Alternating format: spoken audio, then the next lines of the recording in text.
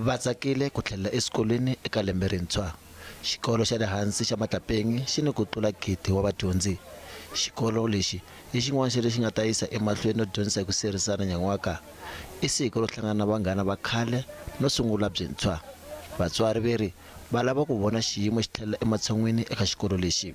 We wish gore ba tle schooling every day because at home re ba le pressure ya go ba ruta dilo tse dingwe. They've been pestering me since December. Mom, when the school is open, we want to go to school. Especially the one who's doing grade R. It's his first day. I'm very proud of them and I'm happy. And even if the school, I'm very proud of the way they work.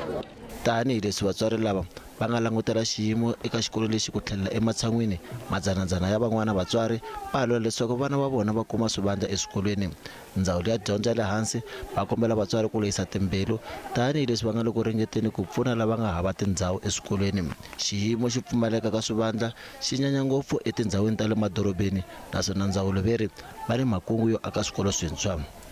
The developers, they will build schools without necessarily having the social infrastructure. So we are already chasing and running behind those developments. So it is our big plan to make sure that we follow developments, as you're saying, your Pretoria